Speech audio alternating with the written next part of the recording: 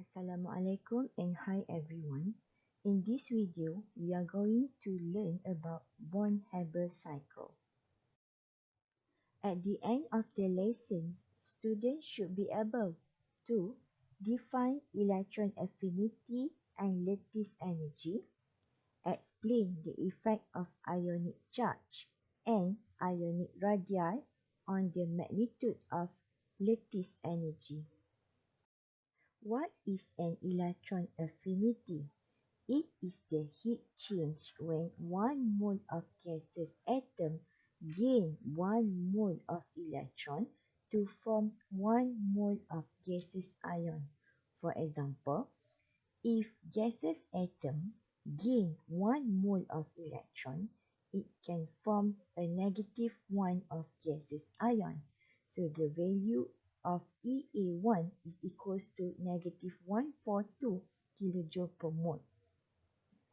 If negative 1 of gaseous ion gain another 1 mole of electron, it can form negative 2 gaseous ion, and the EA2 value is positive 844 kilojoule per mole.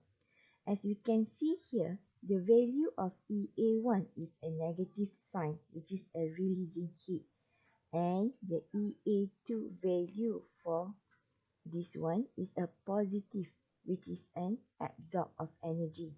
So that's why the definition of electron affinity is heat change. So when we talk about the heat change, means that the energy is released and absorbed.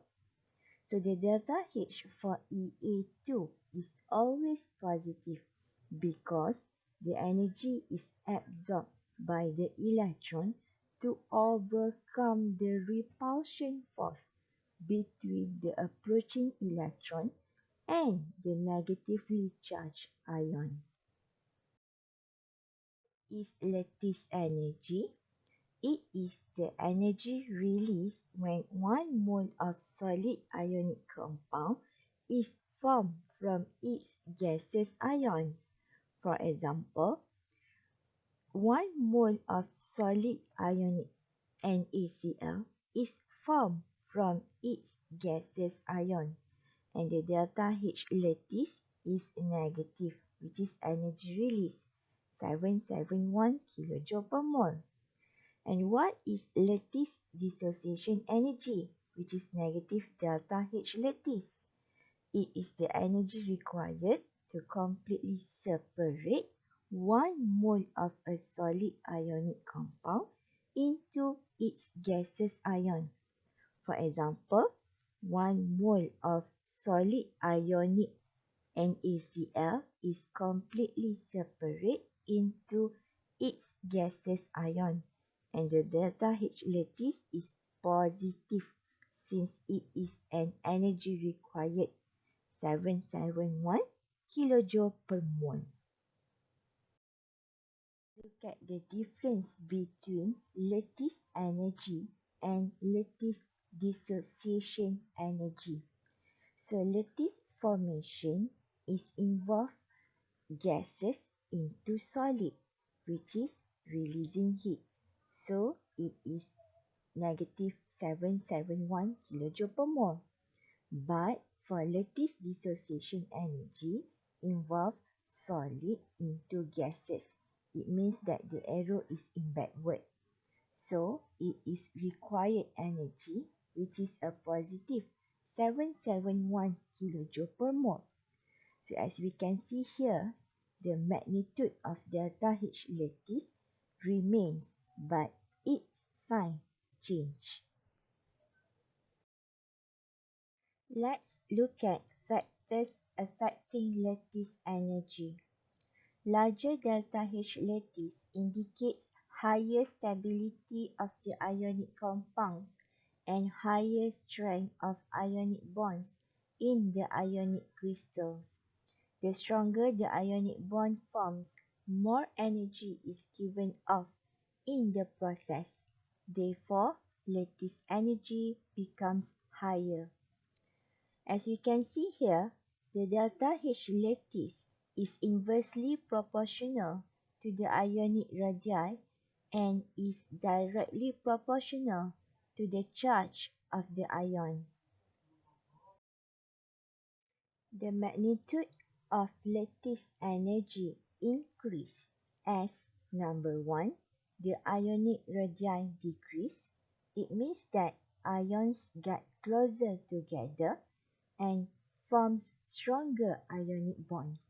Number 2, the ionic charge increase means that ions attract each other more strongly and forms stronger ionic bond.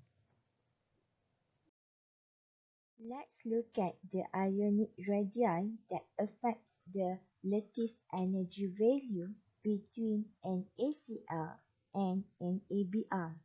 So we can see here the lattice energy of NaCl is negative 776 and lattice energy for NaBr is negative 742. It means that the lattice energy of NaCl is greater than NaBr. This is because ionic charge are the same for both Cl minus and Br minus, but ionic radius for Cl minus is smaller than Br minus.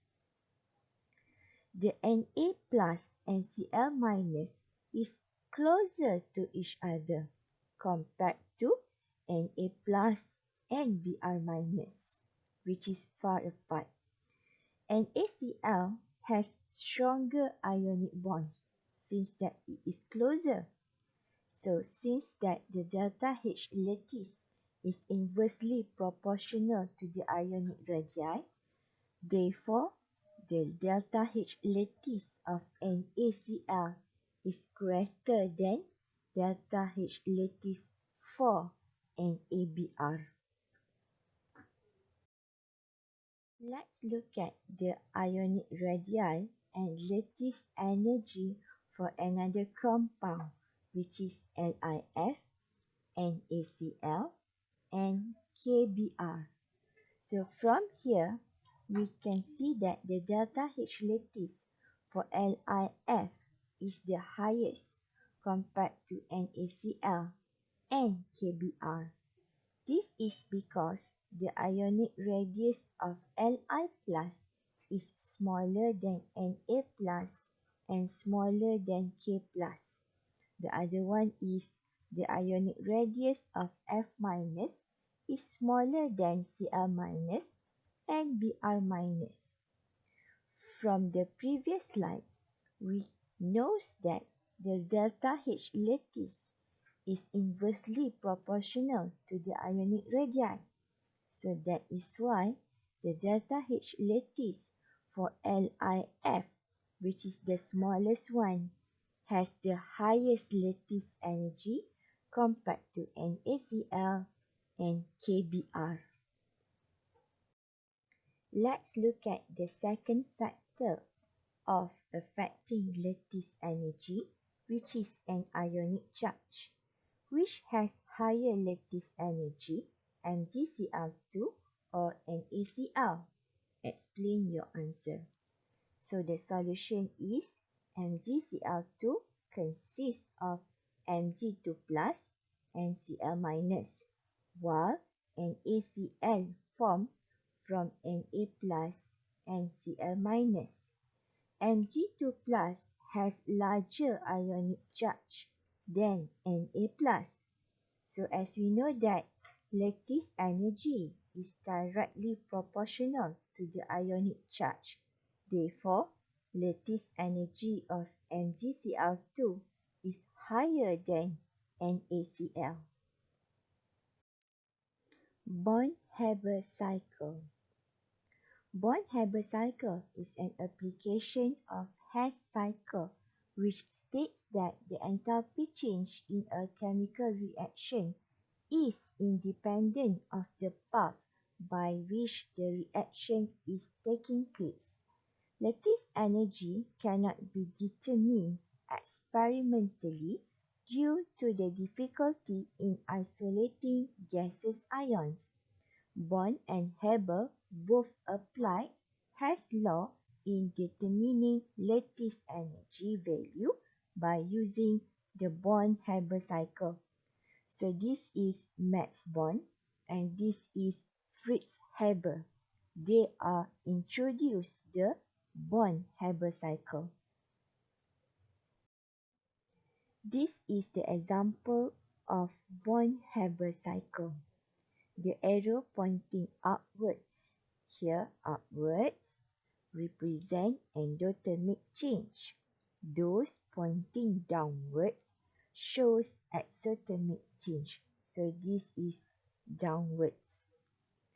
From the Born-Haber cycle, the enthalpy change associated with the root depicted by the blue arrow, here is the blue arrow, is equals to the enthalpy change of the root shown by the red arrow.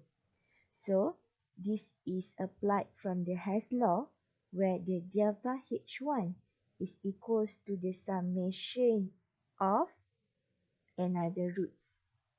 Okay, so from Hess law, enthalpy of formation is equals to the sum of all the other enthalpies going from atomization to lattice enthalpy.